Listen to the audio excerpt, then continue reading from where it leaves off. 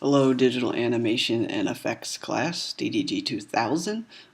This class is all about exploring frame by frame and tweening animation. For many years, Adobe Flash was the Adobe animation kind of design program of choice. I started using Adobe Flash in 1998, doing 4 to 5 minute fully animated videos that we would ship out from my web and animation company on business card size CD-ROMs, which is kind of hard to believe, but that's what we did. And I would literally do 20 frames a second for 4 to 5 to up to 7 minutes of animation. It would take me 3 or 4 months to build one client project. And that was a part of our business on top of doing web design. So chapter 1 in your book is all about this idea of frame by frame animation. And think of it like the old Disney movies where they would literally paint each movement of the character onto a piece of plastic, in essence, and put it under a camera and make a very quick flip book. And that's what frame by frame animation is. And the way Adobe Animate, which is the update to Adobe Flash, does it is in a timeline and a keyframe environment. So I've opened up a little mini project here, chapter 1 project, just to show you the setup of how it looks in here. And this is the baby steps towards inserting keyframe after keyframe after keyframe down here in the timeline for the introduction. Everywhere there is a new element added in the timeline, a keyframe is inserted. And so you'll see each one of these photos is inserted at a different part of the timeline, creating an animation of what appears to be pictures popping up. And so you can hit return or enter, and you'll see the speed of the images popping up. And this is the beginning of the rudimentary animation.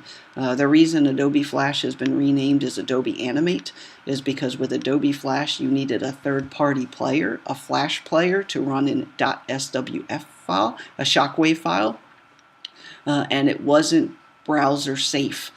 They were having lots of trouble with viruses and attacks and things coming from third-party plugins. And also, no one likes to download a third-party plugin in order to see content.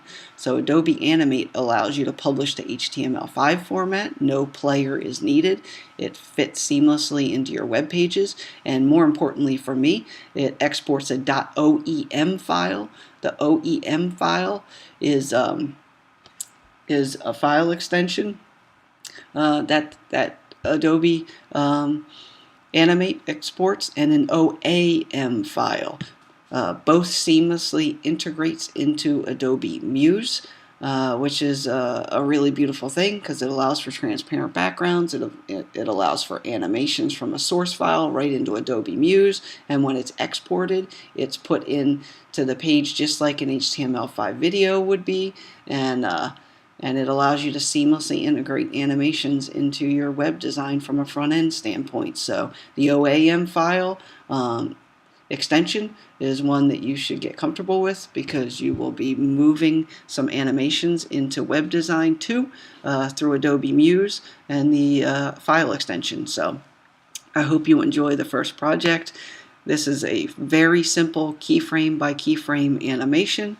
Your out-of-book project for week 2 will be to animate your name with the theme of summertime, making a series of sub-layers or layers in your timeline and introducing things like the sun and birds and beach balls and pool and people and whatever you want to do to animate butterflies, whatever you want to do to animate your name in the theme of summertime. So let's start with your chapter 1 book project in Adobe Animate, and we'll kind of take it from there. I really love this animation program, having used Adobe Flash for going on almost 20 years now. The migration from Flash to Animate has been a really beautiful thing. So, okay, have a great start, gang. Bye.